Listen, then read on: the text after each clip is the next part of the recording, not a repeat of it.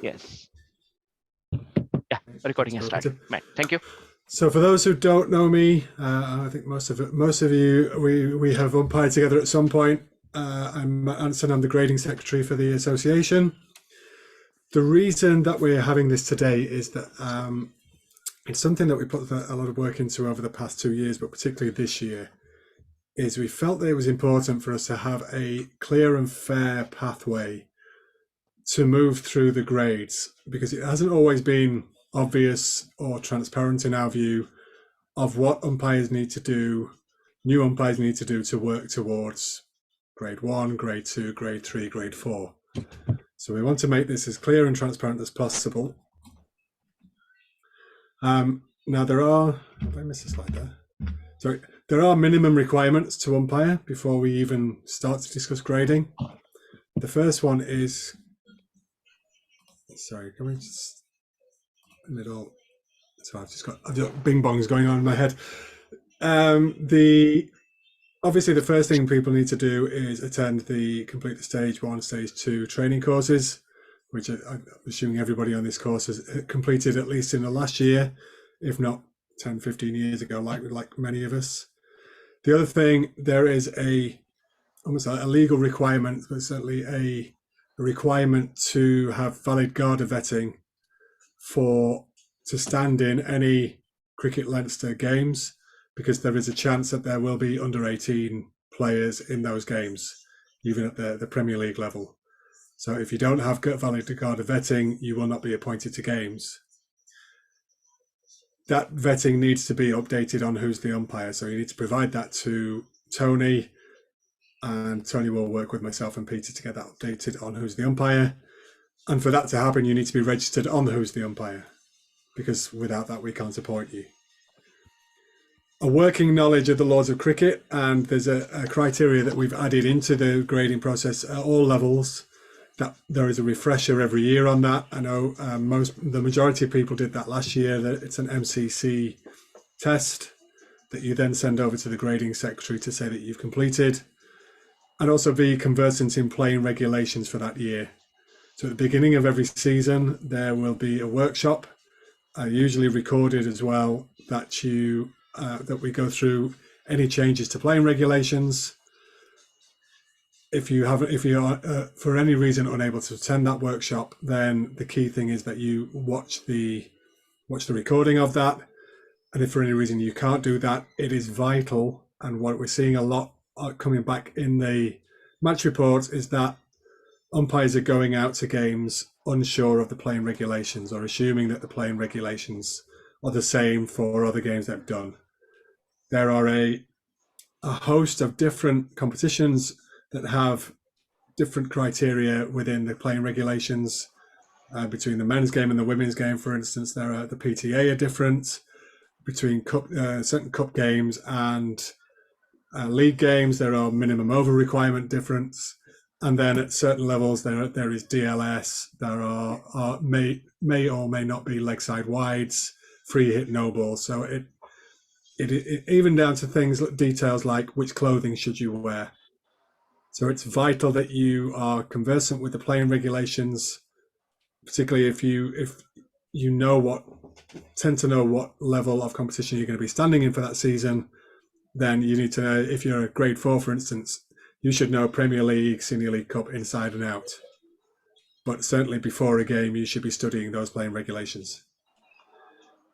Once you have passed the stage 1 and stage 2 course, what we're saying is that you need to stand in with at least the first 3 seasons of you passing that to be appointed. If for any reason you don't, then you'll be required to retake the course before we appoint you.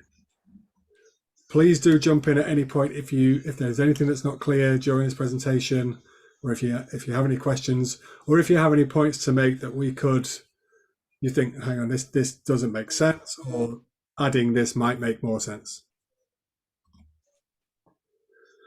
One thing we've changed is we want people to progress as quickly as possible. There is a dearth at the moment of grade 4 umpires in Leinster. And there are a huge amount of umpires who've come through in the last season, and good umpires at that. I've seen some incredible results from first season umpires who, because we're short of grade 4, have been asked to step up to senior level and have got great gradings for it. So we don't want to hold people back. We want people to progress through to grade 4 as quickly as possible so that we can appoint appropriate umpires at senior league, premiership, championship level as quickly as possible. And for those umpires then who want to be able to progress into IACUS games, so into the likes of the Interpros and beyond.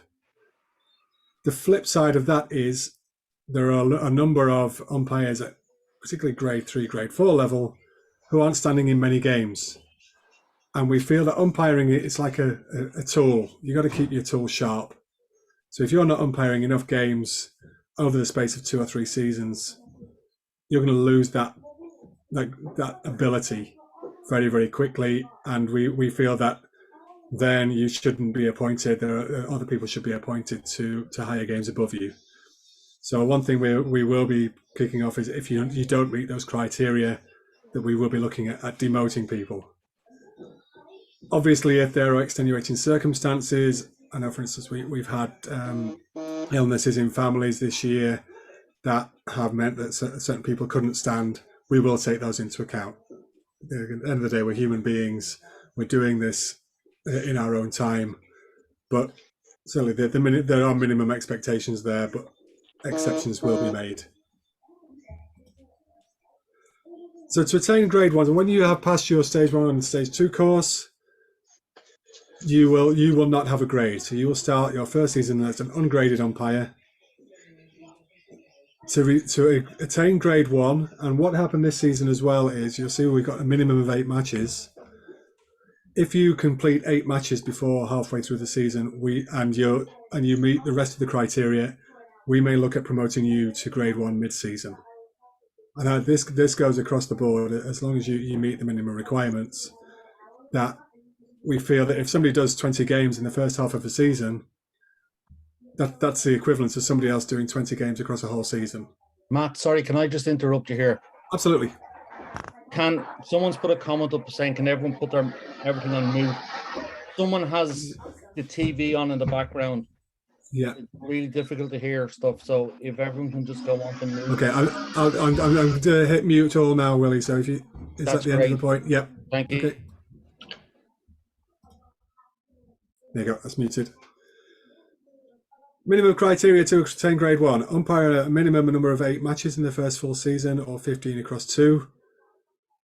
I won't be doing most of you, and I'm working through them. I have 63 grading reports to write this season. I'm in the 40s of written now, so there are a few people who haven't received theirs yet. I won't be writing grading reports for anybody who's done less than eight games, because there's not enough data there to give a decent grading on anyway. But if you're a grade 0 umpire or an ungraded umpire and you don't do those 8 matches, you won't be moved to grade 1. Acceptable marks in captain's reports. On the new grading reports, I put there as a Leinster average. It's not just the overall score that we're looking at as well. We're also looking, for those of you who've received your grading reports, there are different percentages based on the yes or no answers that captains give us on things like were decisions consistent, were decisions correct, did the umpire build effective relationships with players, that kind of thing. I think there are 12 different criteria. So as grading secretary, I'll look at all of those, and if they're at an acceptable level in line with the average, then I bring that to the grading committee to say we should promote this person. Hi, Matt. Sorry, there was a question in the chat. Sure. So, you keep an eye because I can't see the chat. No, that's okay. So, yeah. So the question was like, when you say the minimum number of matches would be 8, is this like 8 50-over matches or 20-over matches are also counted? 8 matches. So there's 20 over, 50 over. That's fine. Thank you. Because sometimes there aren't any 50-over matches that weekend, and we just want you to make you available. But also, we're still getting reports back on those games. Where possible, we've been trying to get on-field assessments for everybody. Now, we are short of assessors, so it's not always been possible. We also do have colleagues doing assessments, particularly our grade 4 colleagues. So thanks to everybody on the call at grade 4 who have done colleague assessments on their colleagues over the season. That they've been really useful in us putting the reports together. Where possible, we will try and get everybody assessed at least once a season. And then I know the mentor program has been in place for a while now. It seems to be working really well. But just make sure if you are an ungraded umpire that you have a mentor appointed. And if you don't, please let us know and we will get one appointed to you. Things obviously get missed in the wash sometimes. So please do make sure that you have a mentor and that you're working with your mentor to work towards your grade. Matt. There is, it seemed to me, one issue with mentors, and it's also, well, it's almost a question of a difficulty by definition. You obviously want to use the best guys to be mentoring the new people coming on, but they are the very people who are least available to umpire with them. Yeah. Because they're required in Premier League, Championship, or even higher. And I think there may be some wisdom in using people who aren't graded at the top levels, but who've got a huge bank of experience as mentors. Yeah, absolutely. I mean, yeah. Can I, Peter, I would actually disagree with that. Having been a mentor, I've always made myself available. I don't think we're being utilised by our mentees. Over the last couple of years, I've touched base, and the vast majority of the mentees don't really utilise us. Now, just because I'm not available to umpire with them, I am available to discuss things with them, and we're not being used. So I think it could be an idea to advise the candidates or the mentees to touch base with their mentors. Just because we're not going to be umpiring with them doesn't mean that we're not there. It's a good point, actually. I mean, I know Kieran, I hope you don't mind me saying, Kieran was my mentee and phoned me, even though we didn't get to stand together at the early point of the season. But I think that there's merit in both. It's something like, let's bring it up at the next exec, Peter, and we can review it.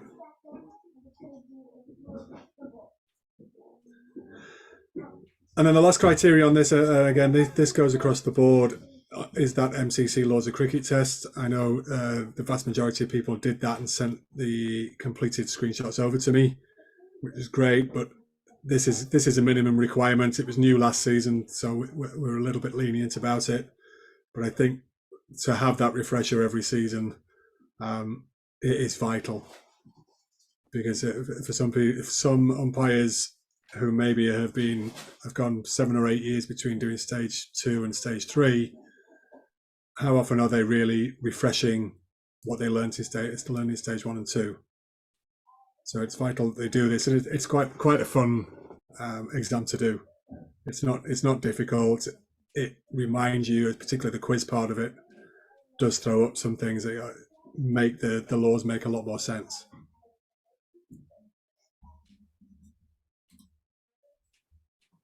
Okay, once you have made grade 1, the next grade is obviously 2, not surprisingly. And as we go up the grades, the minimum number of match requirements increases. And again, there used to be requirements to be at a certain grade for a number of seasons. We've removed that now, so it is 1 season at each grade is the minimum. The marks in captain's reports increases as we go up. So where it was average reports before, we're looking above the Leinster average now. The number of assessments has increased too. And again, what we're looking for there is that the comments and the ratings in those assessments are commensurate with the grade. So we wouldn't be expecting a grade 2 to have the same feedback and all A's across the board on an assessment that we'd expect from a grade 4 to get mainly A's and B's. And then again, the Lords of Cricket test. Now, grade 3, again, a grade 2 for at least one season. Now we go up to 15 games a season, of which at least 5 should be Championship or Premier League or equivalent. Now, it used to be the case that it was actually difficult at grade 3 to get appointed at Championship or Premier League. It's certainly not that case anymore. In fact, we've had ungraded umpires appointed at Premier League and Championship this year out of necessity. So that should not be a blocker. Again, the average or the marks in captains reports increases again to what we call very good, and significantly above the Leinster average is what we're looking for here. And again, those observations and assessments appropriate to grade level. The key part of this is that the umpire has shown and has at least asked to be on the stage 3 course, if not preferably started the stage 3 course to get to grade 3. So we're looking for umpires here who really want to progress. And then ideally to progress to grade 4, and then grade 4 and beyond would be IACUS panel and appointments. So sorry, I should have removed that top line, shouldn't be there anymore. They will take that off before they send this out. But this is, you're expected to have completed or at least attended the stage 3 training course and working towards your stage 3 portfolio. We also, there is a requirement there to attend at least one IACUS annual conference within the past 2 years, and also to have umpired outside their cricket union within the past 2 years as well. Now, for the retention of grade 4, if you're on the IACUS panel, those, I don't know, Aidan, we discussed this earlier in the season, those IACUS games will count towards this as well because it's outside of Leinster.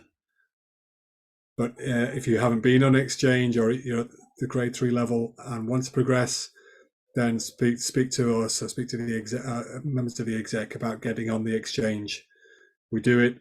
We used to do 2 a year, if I remember rightly. I know we were down to 1 a year during COVID, but I'm sure that, and it doesn't necessarily have to be one of our exchanges.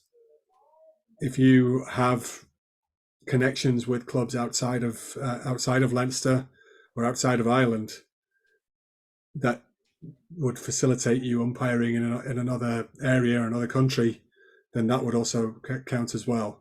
It's just to get that experience of umpiring outside of your comfort zone, in inverted commas.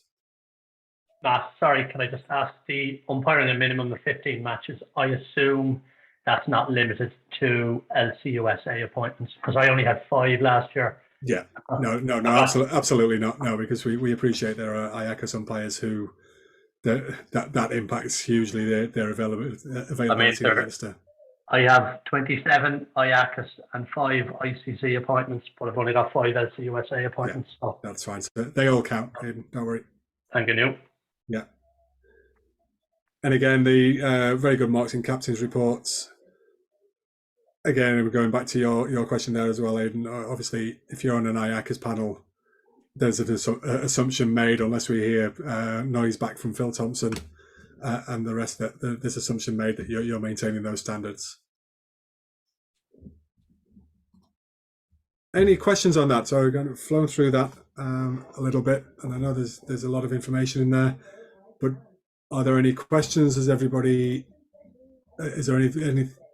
that anybody thinks we're missing there? Anything that anybody has any objections with there?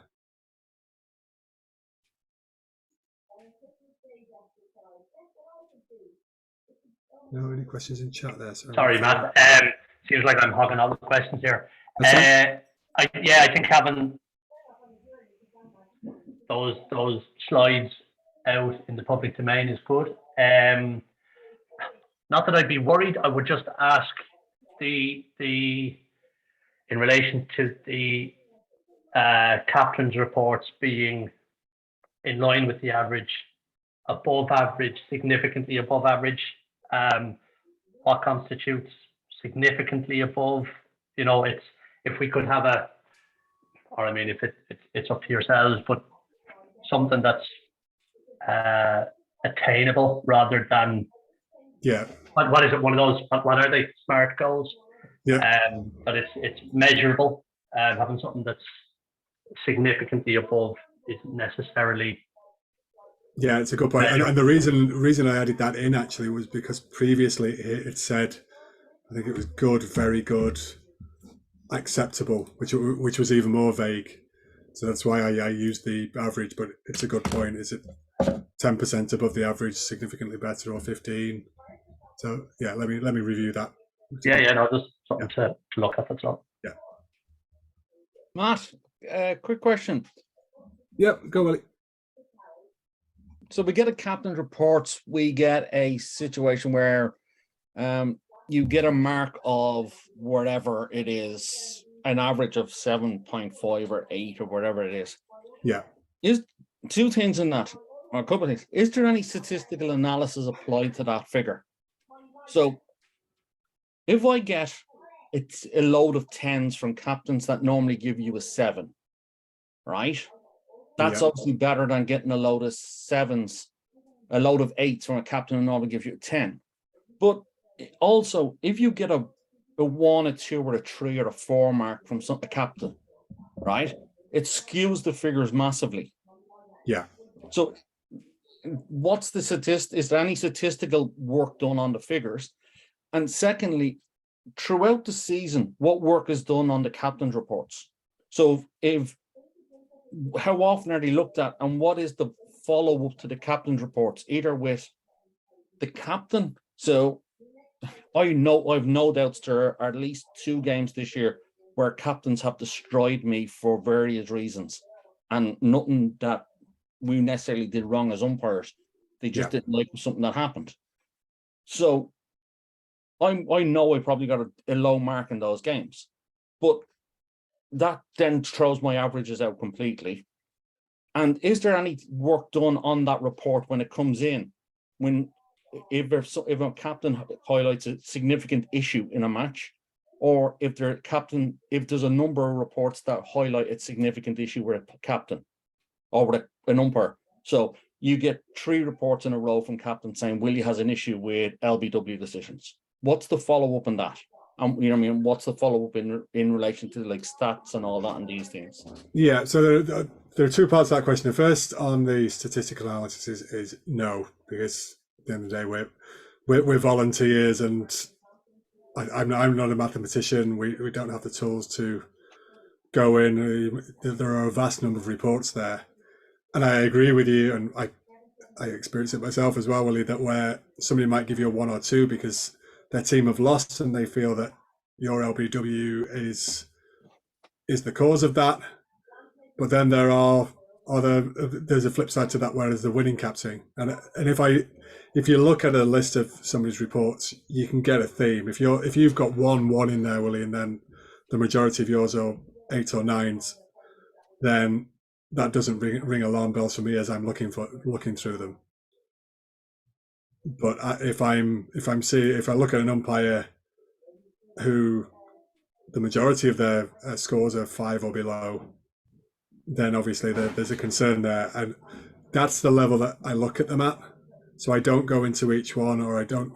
But if somebody is consistently coming up with low grades, then we will look at them. Does that answer your question?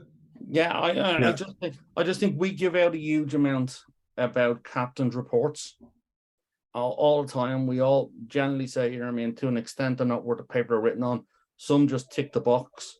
Yeah. Some give you a 10 all the time. Some will give you a 1 just because, as you said, they don't like an LBW decision. But what are we doing as an association to try build trust with the captains and try help them? That's what I mean. Like, do we come along and say to the captains, listen, you've given this umpire a 1, 2, 3, 4, whatever, and then you've mentioned in that there was a certain incident in the game. What could the umpire have done better? Now, we won't feed that directly back because we don't want the umpires being influenced in some shape or form. I don't necessarily agree with that. I think we should be much more open with that and tell the captains we're going to be more open with it. That's a personal point of view. But it's that kind of process. What is our process in relation to the captains? Are we doing anything?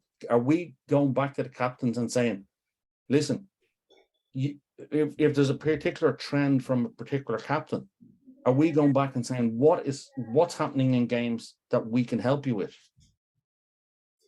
Yeah, I'm not. The short answer is no. What I'm not looking at is captains. I'm not breaking it down by captain. So I'm not looking.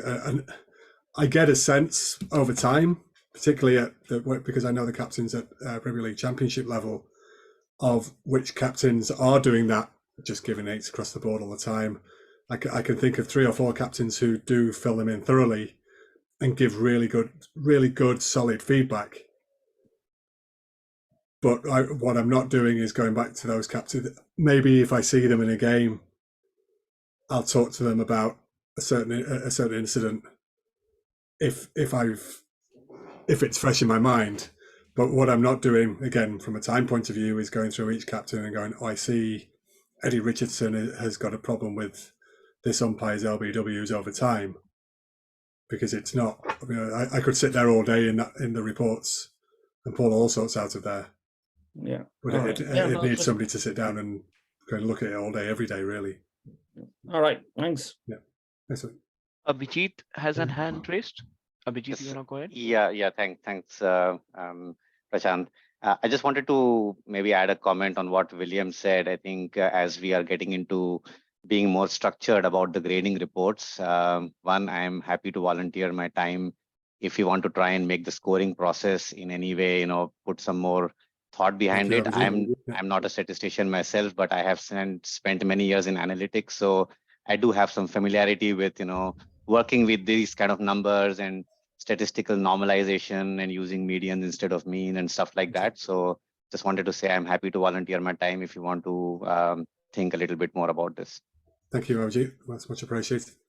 Any help or volunteer is always much appreciated, Abhijit. Hi, Matt. Just want to go back to your previous point there. You said, if you get a chance to do umpiring in other countries with your video contacts or whatever it is, right?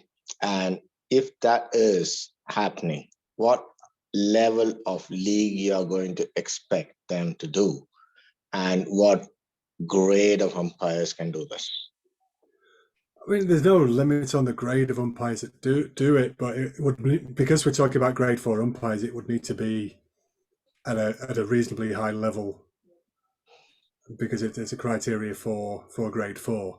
No, the reason I'm asking that is, you said any country in the world. It's worldwide, wherever the cricket is being played. But if you look at the criteria there, it's outside of Leinster. So yeah. Yeah, in some countries, take for example, a country which is just starting to get into cricket and all those kind of things, they'll not be in a higher league as what you said, grade 4 umpires or grade 3 umpires. But if a grade 1 or grade 2 umpire gets an opportunity to get down there and do umpiring for them, will that be recognized? Yeah, and again, remember the umpiring outside of the association is a criteria for grade 4, but I would encourage any umpire at any level, if you get the opportunity to umpire out of Leinster, go for it. So go for it. But again, we're talking around that criteria is there to move from grade 3 to grade 4. It's not there you don't need that to move from grade 1 to grade 2, but it's good experience. It's great development. Exactly. Thanks, man. Des, you can go ahead. Sorry, just a basic question here. The completion of the MCC laws of cricket, that is every year for every level of umpire. Is that correct? That's correct, yeah. And so it's a refresher. When do you have to do it by? Is there a date? So I would say do it before the first game of the season. Okay. So that it's fresh, it's done. You've had that refresher before you start umpiring for the season. Okay, thank you. But certainly by the mid-season reports at the very latest.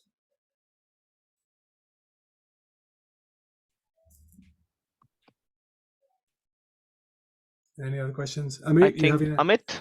Yeah, sorry. Hi, Matt. So for the stage 3 portfolio, what do we have to, what details do you need there? Prashant, can I hand that one to you? Yeah, sure. So I think that is something which once we sit on the stage 3, right? Once you sit on the stage 3 course, we would be provided details as to fill up the portfolios for the forthcoming matches to in a particular format. And then what we do is we take those reports, and then it's kind of a verbal interview, one-on-one with someone, say Alan Neil kind of person, and who would go through those match reports which you have prepared or the portfolio, and then they will sign off the, okay, you have completed the stage 3. So all that, I suppose, will be told to the members once they sit on the stage 3 course as such. Thanks.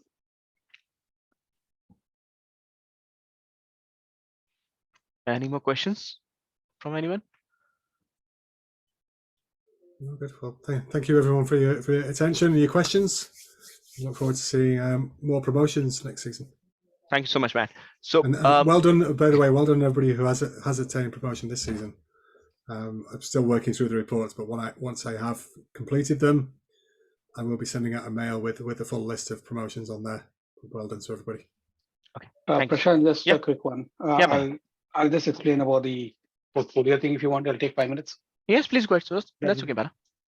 Basically, when you get invited for the stage 3 course, what you'll do is you'll sit the course, and once you finish, it's a 2-day course which is done throughout the and everyone from all candidates from all the associations come into and have do the course together. And once you do that, you'll get a course attendance certificate. You don't get a course completion certificate. Then you're allowed to you're asked to do a certain number of matches for completion.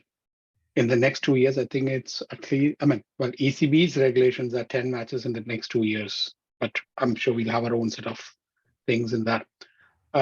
Every match that you do, you have to keep a record of it. There's a prescribed form that you fill up. You set your own goals and all that stuff.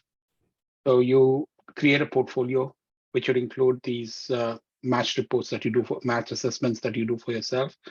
You've put in any other details like observers reports, scorers reports, or colleague reports, anything. You'll get certain documents for each of them. So you just hand it over to them, and they'll give it back to you.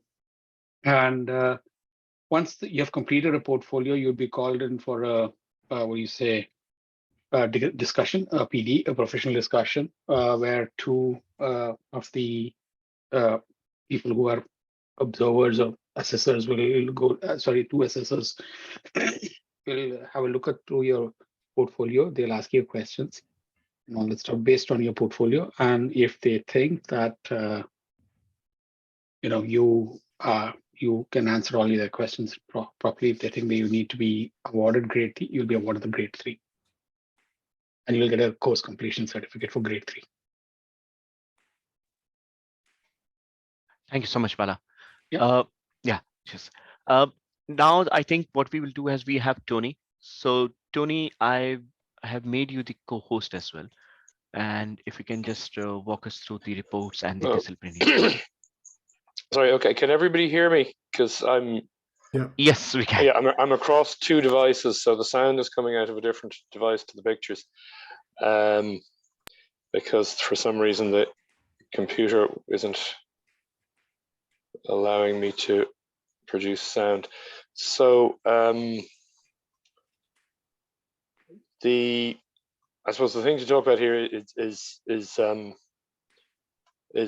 match reports. So there's a variety of different types of report. Obviously, everybody has to complete a basic match report for each match, and then there are potentially 2 other categories of report, which would be a disciplinary report if there's an incident, or in the event that there's a suspect action report. Now they're very rarely used, but I want to talk about them because probably a lot of people won't actually have seen what a suspect action report looks like. There are only a couple of them a season ever turn up. So as I say, a lot of umpires would probably have gone through many years of a career without ever having made one, but nonetheless, just to be aware of them.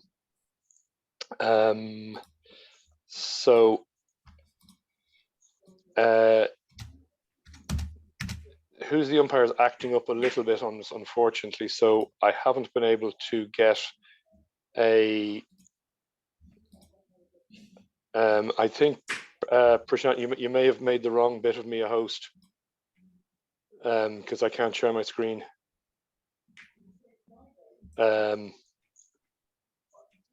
So fix that. Yeah, I've made the other Tony as well. You made the other Tony as well. Great. Okay, good. Thank you. Okay. No, it's not allowing me to share. No, it's saying host has disabled participant screen sharing.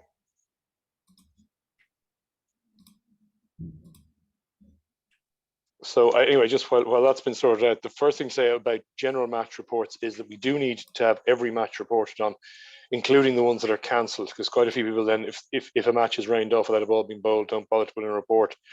But I don't automatically know that, and I have to go trawling through when I see reports haven't been submitted, and then I've got to check back with the results on the Cricket Leinster website and go here and there to find out if a particular match actually took place or not for whatever reason. So please, it makes life a lot easier if you do report every match, even if all you put in is that you can't comment on the ground and the match was abandoned without a ball being bowled, because then we know where we stand.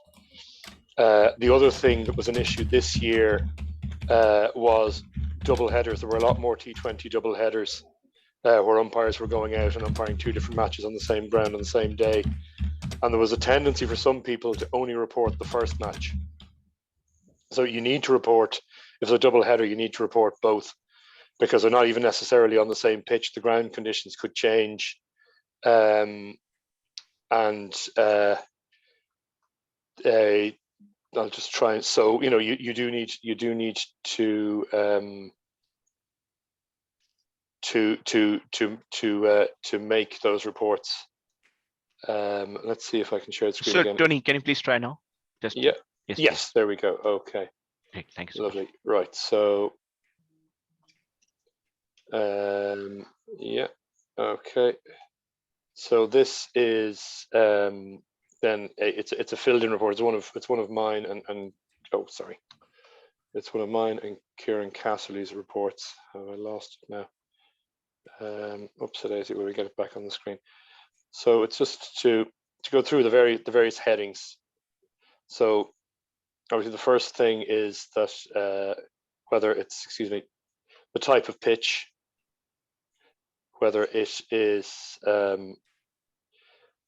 turf or artificial. So that's fairly straightforward. The amount of bounce. Again, you just put in these various details. Why is this not going down the screen for me? So wait, who's the umpires now acting up? I'll try and get another one.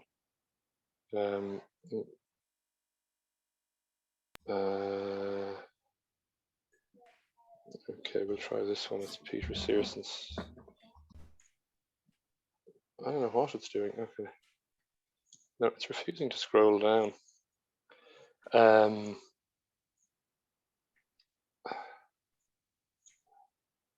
I do not know why this is doing this.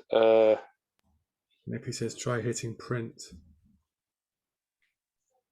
Try hitting print on the print On the top, okay. top left there. Right, yeah. Oh, it might give us a. Oh yes, here we go. So it'll give us a print preview. Lovely. Okay, thank you, Nippy. So again, you just the amount of bounce which is relevant, the consistency of the bounce, which could speak to the safety of the pitch, because again, I go through all of these reports annually, and where issues arise, the concerns are passed on to the grounds committee, where sometimes where other captains or players have raised concerns with the grounds committee, they will come to us and ask us to do a more detailed report. So sometimes I will have gone to umpires in advance and asked them to be sure to submit a detailed report, because the grounds committee has expressed concern over a particular ground, and they want an umpire's opinion, like a dispassionate third party opinion on it. So then condition of the outfield, again, it can be anything from excellent down to unacceptable. The length of the outfield, which to a certain extent is related to the condition, but not absolutely. And then the question of whether the pitch was affected before or during the match by rain. A working scoreboard, which again is relevant, particularly in higher divisions where it's a requirement for the ground to have it.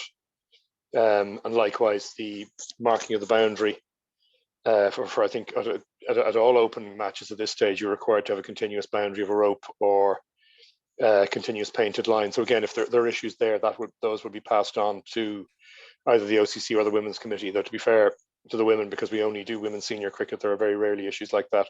But there are things in the lower divisions, and the OCC wants to know and be aware. So it's important that we get these things reported. Then again, the stumps placed correctly, I think it's an obvious one, but there are one or two repeat offenders or grounds where mats for stump holes have been drilled incorrectly and balls can pass between the stumps. So we need these things reported so that it's constantly coming back to the OCC and allows them to apply pressure to the clubs to fix them. Yeah. Sorry, there was a question over there. So before we move, so there was a question from Abhijit, like if you could clarify what is the length of the output means. It's how long the grass is. So in millimeters. So there's three categories basically. There's less than 15 millimeters, which would be very short and very neat, like a green on a golf course.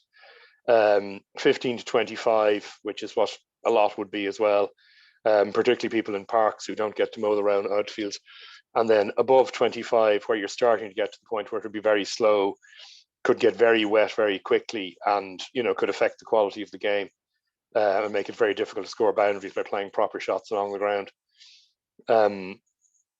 So that's what that addresses. So it's 15 millimeters, so 15 millimeters would be about 2/3 of an inch in old money. 25 millimeters is about an inch, and then above that it gets into quite long grass. You're kind of getting into rugby pitch long grass at that stage, which from a cricketing point of view is not ideal, particularly in damp conditions. Again, the pitch marked properly. Quite a lot of pitches are not marked properly. People often with mats, they don't bother to put return creases in. They just treat the edge of the mat as a return crease. But obviously the pitch is not necessarily, the mat is not necessarily the width of between the return creases. Protected area markers, that they need to be put down even on a mat. A lot of people assume that if it's not a turf pitch, they don't have to mark the protected area, but they do. So those things need to be raised as well. Side screens at both ends, obviously in lower divisions and some grounds, people don't have them, they're not expected to have them, but it's still important to know. And again, if we're reported that there weren't side screens in a Premiership match, that would become an issue which we would have to raise with the OCC.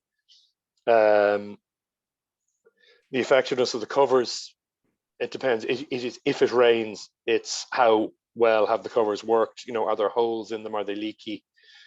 Speed and effectiveness of the covers efficiency is in the event of rain, how quickly do the players or the ground staff get the covers on, because there can be issues there as well. I've stood in matches myself where we wound up ultimately abandoning because when we came off for rain and called for the covers to come on, they didn't come on quickly enough, and there was a downpour, and that meant the pitch didn't dry out in time. So again, it's a relevant thing. Facilities of the umpires, obviously we want good facilities everywhere. In a lot of places there are none, but just to report on it statistically, just to let us know how it's going. Again, working clock from the pitch can be relevant. It can be a handy thing to have, although I would never recommend using a clock on a wall as a timepiece. Both of you should be carrying accurate timepieces, and one of them should be agreed as the official one. But it's useful to know. It's amazing how often actually you find people say there's no working clock, when I know the ground myself and know that there is, or sometimes people say there is a working clock, and I'm familiar that there isn't. I mean, I know from my own club, Phoenix, yes, we have a clock, but it rarely works. But sometimes it's reported as a working clock visible from the pitch. So, it's also a sign of how much attention you're paying to your surroundings as well. Again, the roller, there should be a roller available on turf pitches, and you assume it's either not required but if the captain batting second requests it and it isn't there, then that's an issue. So that should be reported, and we would pass that on to the grounds committee and to the OCC. General comments on the ground. Again, if there are any issues or things that arise, there are potentially some grounds there are safety issues with fences just beyond the boundary, that people could slide in, things like that. And they need to be reported over time so that, that the grounds committee and the accreditation committee can engage with clubs to kind of ameliorate potential safety issues like that. We are to a certain extent their eyes and ears. So the feedback that you send in, that I pass on, helps both the grounds committee and the ground accreditation committee in their work. And again, there can be issues with boundaries and things like that, which are passed directly to the OCC. Match results, obviously, that's just a formality to be clear what the match result was. Scorers in the upper divisions, there's a requirement to produce a scorer. So you can leave that blank if both have a scorer. In lower levels, there's a correct response there, which is not applicable at this level. It's slightly confusing, actually, the options that are offered there at the moment. And I know we had one or two queries, because if both teams in a higher level match do provide a scorer, then there's not actually a correct option. So you kind of need to leave it blank. Again, Duckworth Lewis, there's a requirement in higher divisions to provide it. So if it's not provided, I have to report that fact to the OCC. So it's important to get that in. Was the match played in accordance with the spirit of cricket? Obviously, a very important question. And where it's not, it's important to explain why not. Also, where you answer no to that question, it immediately leads into the question of, is there a disciplinary report to be made? And we'll be touching on disciplinary reporting in a little while. But sometimes I get things in match reports which should have been put in disciplinary reports. Umpires go on at great length about poor behavior of players and dissent or abuse in the match report, but they don't submit a disciplinary report. So if you're answering no to the match being played in the spirit of cricket, then you've got to straight away ask yourself, should I be making a disciplinary report on one or more players? Now, there are situations where a match might be just very bad temper, but nobody quite broke crossed the line, and it might be fair to say in that sense that it's not played in the spirit of cricket, and it just, it's good to be aware of it.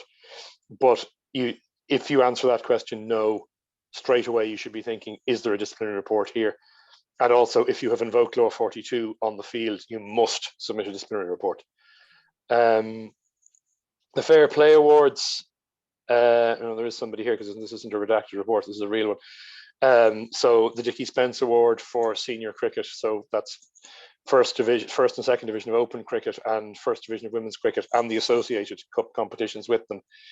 And the Sean Pender Trophy for all other open cricket and lower division women's cup matches that we would, any lower division women's matches that umpires are appointed to, but in practice, because there aren't enough of us, it tends to only be the latter stages of lower division women's cup competitions that umpires are appointed to.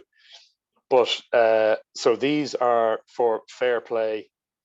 So where somebody has, done something like conspicuously, somebody who has walked before they were given, somebody who has a bump ball catch and admits they didn't catch it, somebody who, stops a ball but then slides into the boundary, and before you give a signal, they get up and clearly indicate that they crashed into the boundary and that they've conceded the 4 runs. Things like that are what warrant fair play nominations.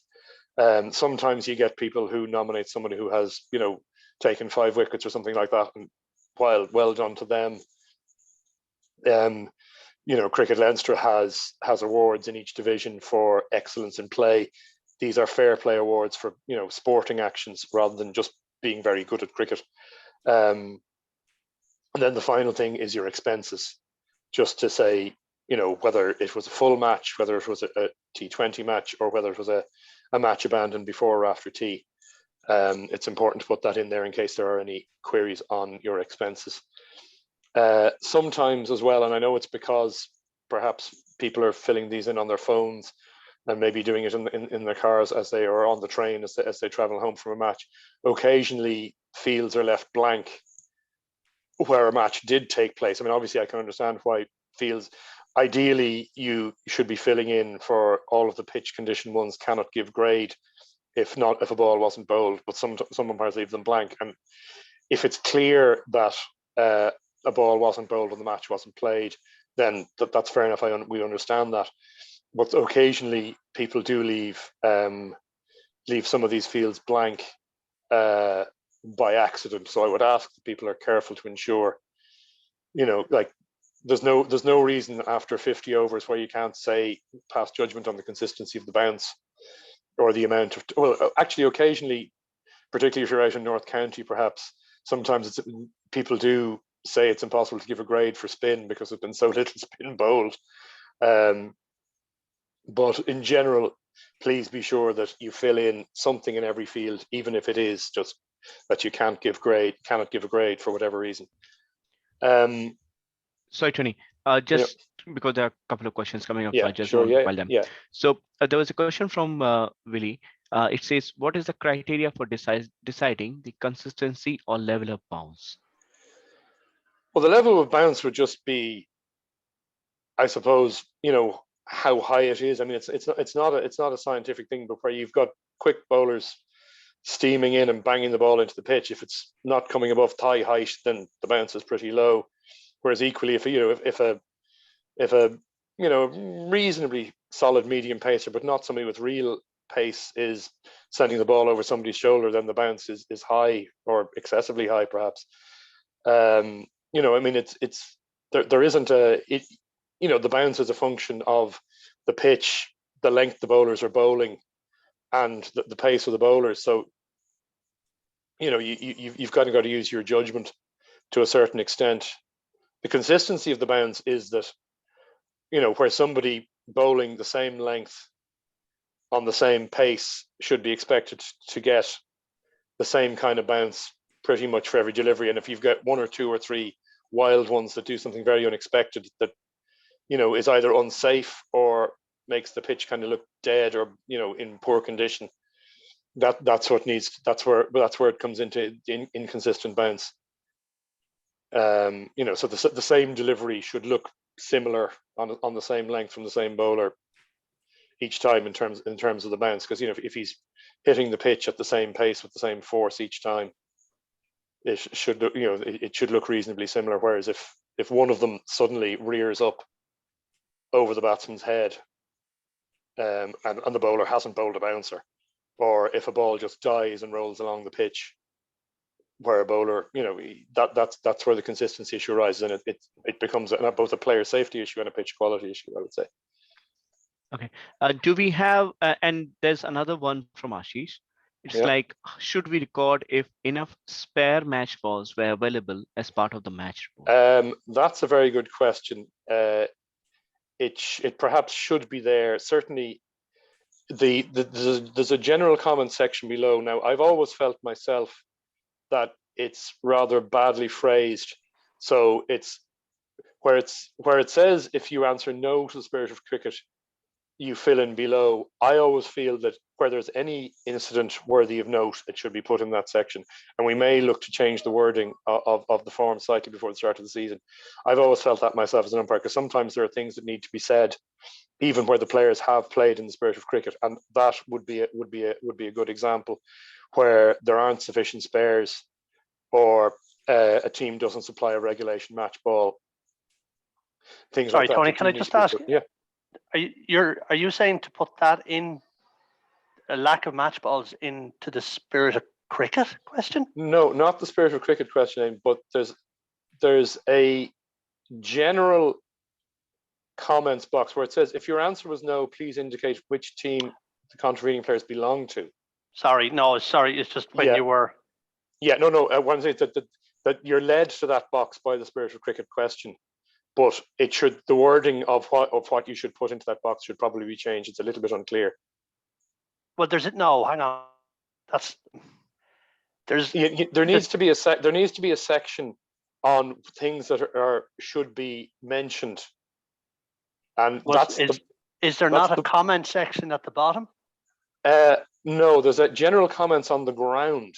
Yeah, but that's purely about the ground. So it's okay. Well, then there needs to be an extra question in there. That's what I'm saying. No, Tony. Sorry, what you're saying there is that we need to say that the match wasn't played. I'm not saying that.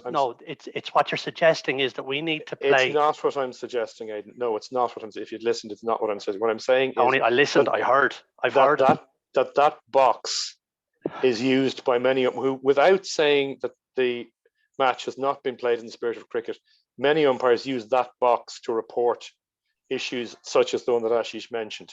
Okay, and you're also suggesting that if the match wasn't played within the spirit of cricket, you need to ask yourself, should you be making a disciplinary report? Is that what you're saying? Yeah, I think just to go, Tony, if somebody's putting no to the match played according to the spirit of cricket, then there should be a disciplinary. If there's a comment in there, there has to be a disciplinary report. Yes, not that you need, not that you should ask yourself the question. It's you have to. If it's played within the spirit of cricket, there's no need for a disciplinary report. If it's not played within the spirit of cricket, there has to be a disciplinary. Fair enough. Okay. But as I was saying, that box, there's perhaps should either be an additional box or the wording should be changed. But that box is the place on the report as it stands where issues like a lack of match balls or appropriate spares and things like that gets put in, and quite a lot of people use it. Tony, can I just say on that? Changing who's the umpire, as far as I'm aware, and I'm up to correction on this, is not just a case of saying, yeah, we're going to change this report or this report. This kind of format is used across wider than just yourself. So making an individual change, I'm not sure how easy it is to make an individual change. I would suggest that rather than adding in another box or something like that, I would say that the general comments on the ground. Right, yeah, but again, the wording "general comments on the ground" would have to be changed to "general comments on the match" or any. It still requires a change in wording. That's changing that word, but I think any substantial, like adding in other questions and things like that, is a bit more. Yeah, no, I was thinking that we needed to change. What I said was we needed to change the wording, to make it clear that where you should put in issues like that, because I've always felt that it's a little bit unclear myself. But you tend to find a lot of people use the second box without saying that the match hasn't been played in the spirit of cricket. They tend to put details about the match into that box rather than the other one, which is interpreted as being purely about the ground. So if we want to change the wording on the first one, then certainly I'd take that, and that might be a clearer solution. I was just making an observation of the way the form is used in practice. Okay, is there anything else on that, Prashant? There are a couple of few from Peter Thew. If his first question is, how do we differentiate in the match report if the game was abandoned before the umpires left home?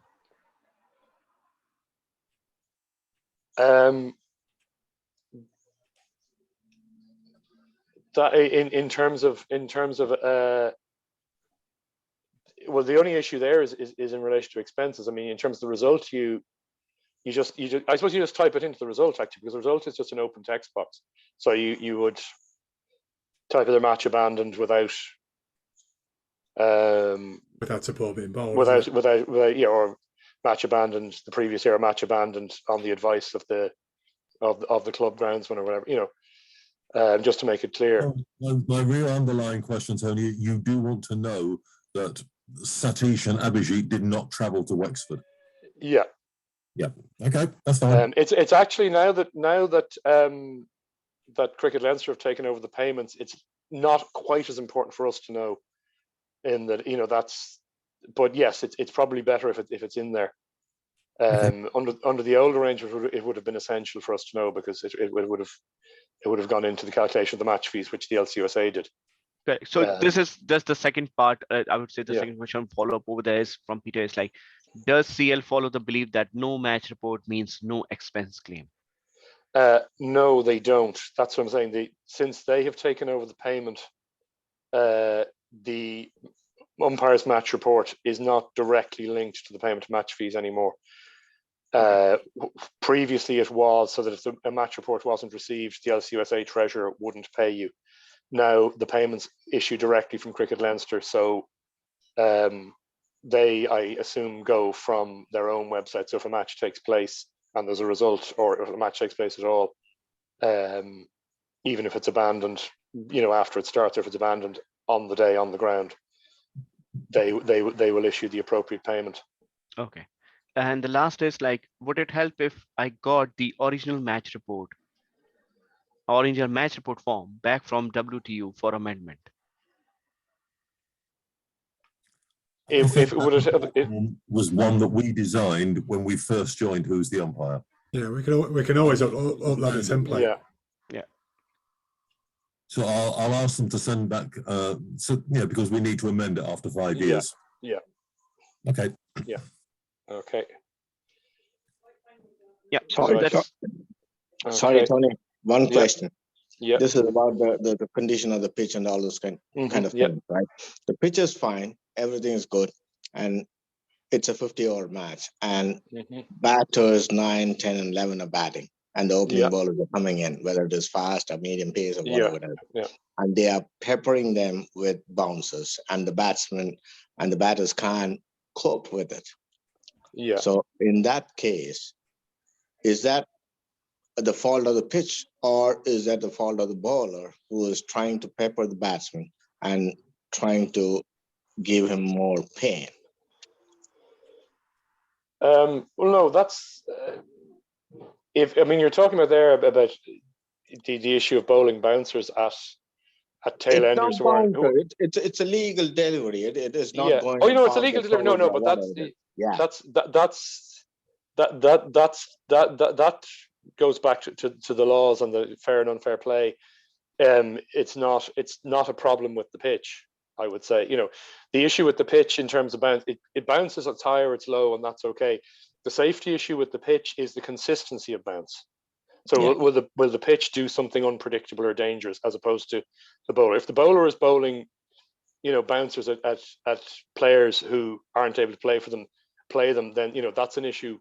It's a safety issue for you to deal with in the fair and unfair play. Rather than the ground, the pitch. Exactly. Yeah. That's not an issue with the pitch. Yeah. Yeah. Thank you. Okay. So is that it for that? So if I can get out of this, sorry, that.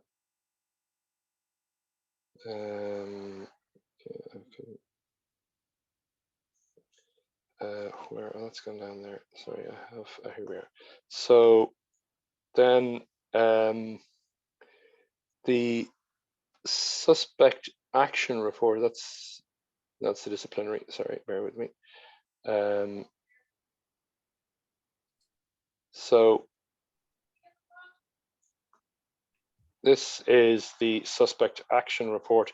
Now, there is a protocol related to this, which is in section 18 of the Cricket Leinster General Playing Regulations. I don't want to get into that because the whole issue of dealing with suspect actions and assessing suspect actions is a workshop in itself.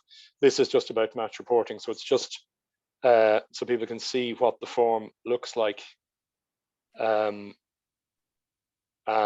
I would ask people to refer to the regulations themselves to see what the protocol is. So this is the form. It's yeah, here we go. And it's fairly straightforward. For some reason, it's not letting me to scroll the thing. So if I can do that, will it scroll down? Yeah. So it's, you just fill in his competition, home team, away team, date, umpires. If there's a reserve umpire, they're rarely in our matches, but there can be. So then if there's a first instance, so you'd put that in. You note the captain for the record, because obviously you need to discuss it with the captains. So the over ball number, the offending player, the offending captain, the umpire noting it. Then there's a second, if there's a second instance, and if it happens, it has to happen twice for it to be reported. And there may be further instances. And you say what actions you took, the comments, and then you send the report into the LCUSA secretary. These reports go into a confidential database, which isn't shared with anybody if the same player is reported by 2 different umpires within 36 months, then Cricket Leinster are made aware of the issue, but otherwise the report remains completely confidential. And if the player is not reported within that period, then the report dies and there's no further action taken. But that's what that report looks like. As I say, they are rare, but you need to be aware of it so that in the event that you come across something that you are able to make such a report. Does anybody have any questions on it? It can be found on the LCUSA website, by the way. Tony, Satish, yeah. Yeah. All right. You said that there has to be a report going in, right? And is the other umpires going to know this, that there is a report? Oh yeah, no, the 2 umpires have to come together and discuss it before the report can be made. As I say, not the 2 umpires on the field there. All the other umpires who are going to go down nobody else knows but the LCUSA secretary. It's completely confidential. So nobody's view of the player is skewed. Nobody has preconceptions. And again, if the same umpire reports the player again, that won't necessarily trigger the issue being escalated to Cricket Leinster.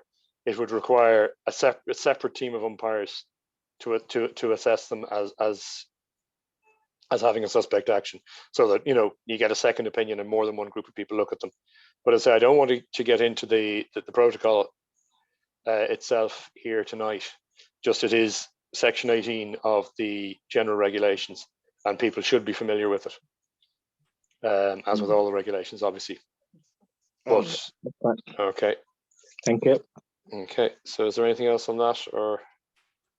Yeah, there's one more question. Oh, sorry. No, go ahead, Paul. I'll take the written question. Just a quick one. Actually, it's not quite related to the former. Just on the suspect action. I know you say it's a rare thing, Tony. And you're right. You're the one who gets the things. Yeah. But, geez, I report quite a lot, and it's probably, in my opinion, it's probably something we should be doing a lot more. To be honest, there's a lot of dodgy actions out there. But yeah, obviously, if you say we're not getting, it's a rare thing. That's probably I do that. Not a lot of reports come in a year. I think we should be doing it more. But there you go. Yeah, you're probably right, Bob. So that's that. Then sorry, Tony. There's one more question from Ashish. Yes, So it says, quick one on calling a no ball. Can us umpires on field call a no ball for suspect bowling action in an LCUSA game? Yes, if you think it's sometimes there are ones that you're not 100% sure about, and you consult your colleague. Now, where it's an absolute clear, arm being bent, baseball stuff, you just no ball it, and that's these are for cases where there's a question over the action, and you're looking at the bowler and going, there's something not quite right there. But now sometimes you can be sure enough of it that you will call a no ball. Sometimes you're not, because ultimately these cases where you do get multiple reports, they are resolved by the bowler being taken in and filmed and observed in slow motion, and the change in the angle of their elbow being looked at very closely and carefully. So at full speed in a match situation, it can be difficult. So you don't always necessarily, you can report without having called a no ball. But you should discuss it with the player, with the captain, if you're going to make the report. Ashish, I would say that unless you're 100% convinced and sure, and it's obvious to everyone on the ground that he has literally thrown the ball, if you're like, that would be the only instance where you would call a no ball. I would. And like, if it's a suspect action, and like if you're thinking, Jesus, I think he might be throwing it there, that it might be a bent elbow or whatever. That's for a suspect bowling report form. you don't Yeah. call a no ball on those. Sorry, Yeah. Tony, didn't mean to step. No, that's on you right. there, Yeah, but I'd be inclined to agree. it's- Yeah, that's yeah. No, the clear ones are clear, and you no ball them. This is for the ones that if you're it's not not sure. if it's not clear as day and a blind man could see it, then you go down the report form as opposed to the no ball. No ball. Yes. Like I've never called a no ball for chucking, Yeah. and I don't think too many people on this call would have either. But Yeah. I've issued a few Mhm. report forms, so Yeah. that's how to look at it. Yeah, I think that's a good way of looking at it, Aidan, yeah. Okay, is there anything else on this one? Yeah, I think there's a question from Ashok. Can we inform the captains about the bowler section? I think that is covered. Yes, that is in the report. You should discuss it with the captain. Yeah. The other question is, once any suspected bowler clear his action, any letter issued to club or the bowler? Yeah, well, if yes, obviously when it gets to the Cricket Leinster stage, yeah, Cricket Leinster will take them in and will look at their action and observe them, and they will issue a finding. And either they will say that the bowler's action is legal, or they will say that there's a problem and they need to be coached to remediate it. I can think of two cases that I have escalated without mentioning any names, and in one case, Cricket Leinster said that the action was legal, and in the other case, they said that the bowler needed to be better coached to sort out his action. Yeah, that's it from the question from the chat. Okay, so then the other issue is Sorry, last one, Tony. Yeah. This is all right when we have umpires doing the matches, right? Yeah. And if there are matches where we don't have umpires and Yeah. all those players themselves doing umpiring, they like there is a suspect bowling. What are they supposed to do? Well, I mean, they raise it with the OCC, I suppose. I mean, we're dealing here with what the protocols are when there are appointed umpires. If it's clubs and they have issues with their opposition, they need to take it straight to the OCC, and the OCC deal with it in whatever way they feel appropriate. What they might do, I suppose, at that point is come to us and ask us to appoint umpires to the next game that team is involved in, perhaps if there's been an issue. All right. Okay. All right. That's Okay. grand then. Yeah. Thank you. Right. No, that's the same one. So then this one is the disciplinary report. Now there probably are definitely, whatever Paul said about underreporting of suspect actions, there's definitely an underreporting here.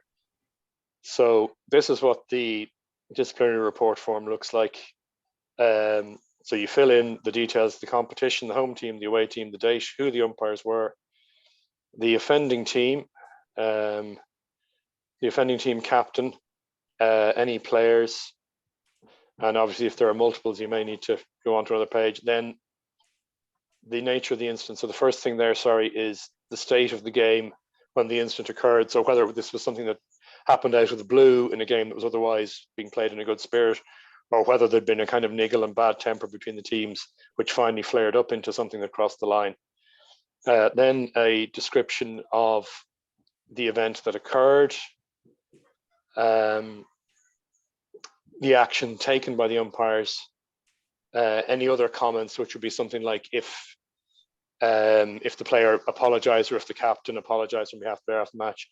Now again, and then the signatures, and then there are guidance notes, and it does.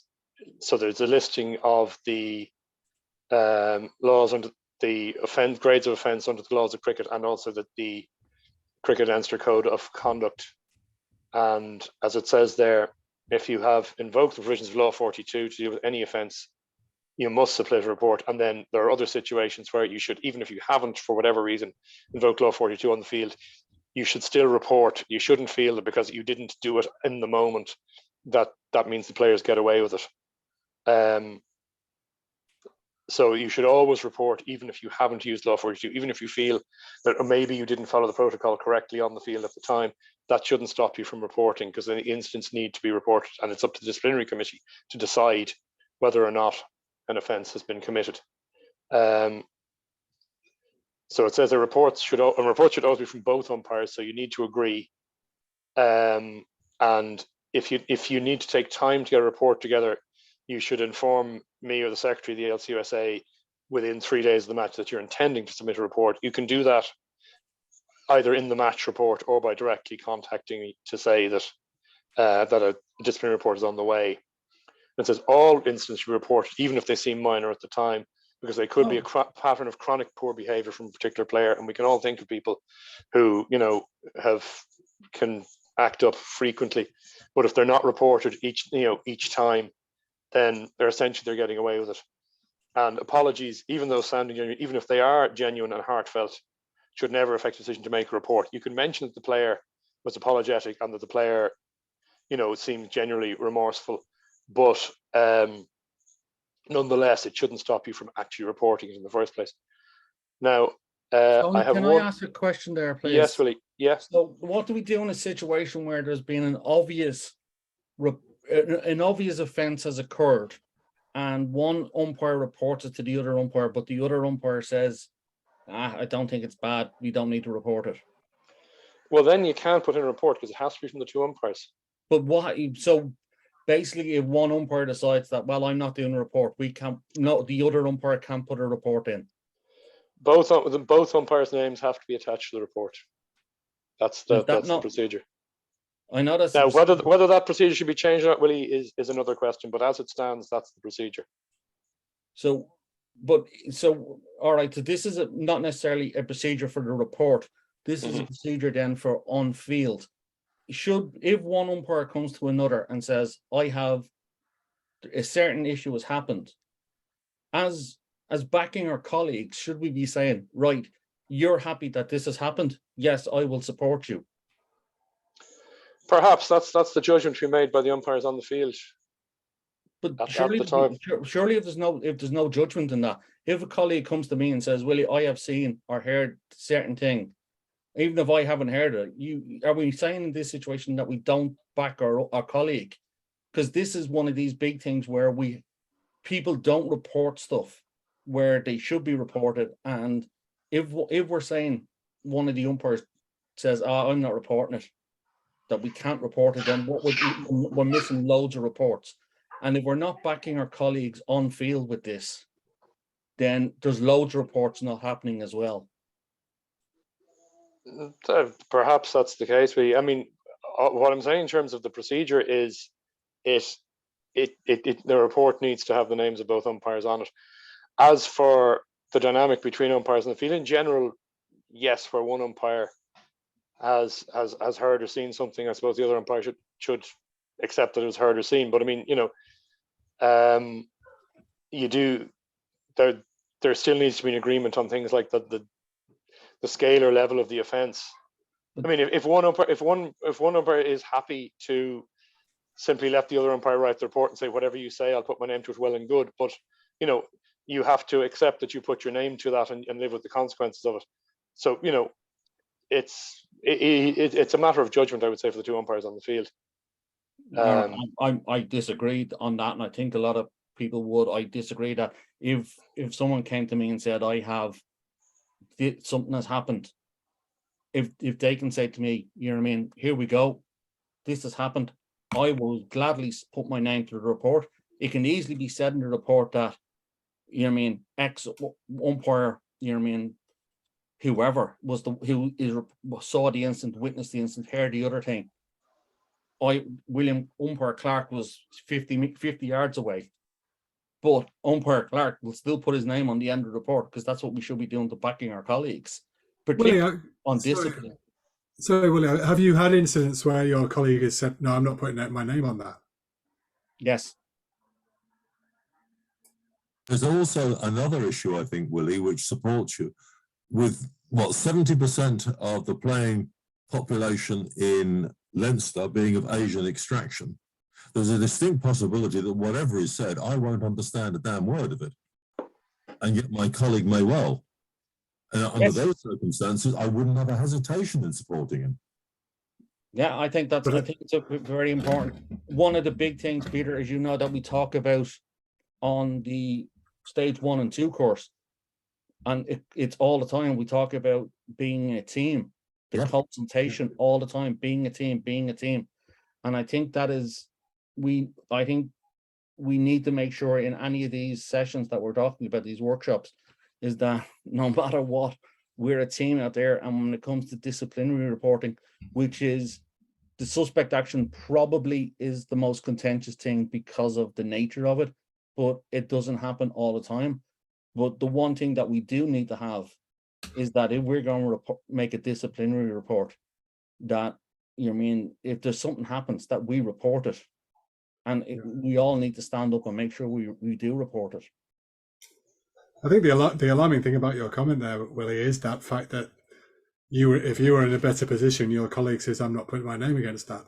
You're absolutely right. Your colleague needs to be backing you. Yes, absolutely. And just for reference purposes, it was a level 3 offence in my opinion. Wow. So. And wasn't reported at any level? No. Bloody hell. So I'll leave it there. Nothing.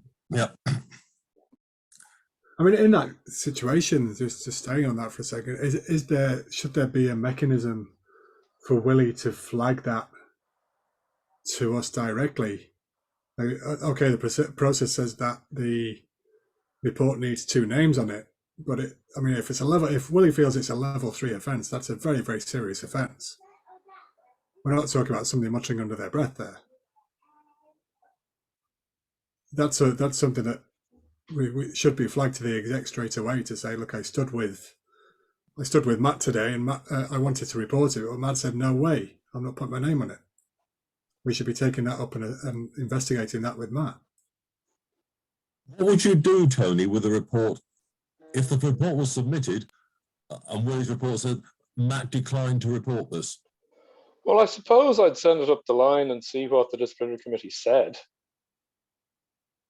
Yeah, I think you do. In the event that something came in that nature, I suppose I would send it up and just see what they said, because it'd be up to them ultimately to make a deliberation on it.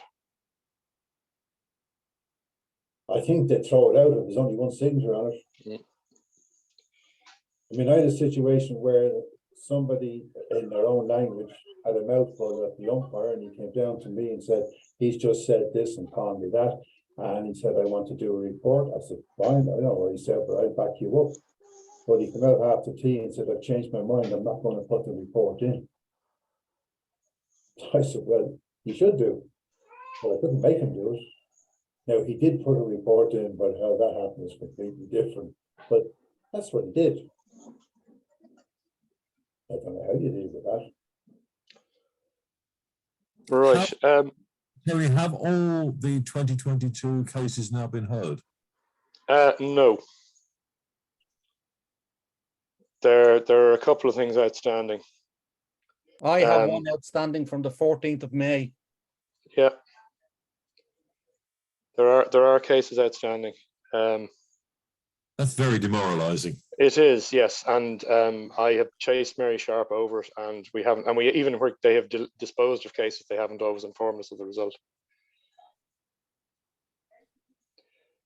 And I suppose the same happened the last year, where it has been well. There were cases that weren't dealt with last year that should have been dealt with, including at least one fairly serious one which they've just sat on. But the feedback has been markedly less this year than in previous years, in terms of keeping us informed of results. In previous years, even ones that were just dealt with by correspondence, you know, we would be copied in on the letters that were sent to players, but we haven't been this year to the same extent. It's very hard for us to encourage people to make reports, and then that sort of thing is happening. It doesn't bear well, or it doesn't, you know, fellows are going to get fed up and not bother.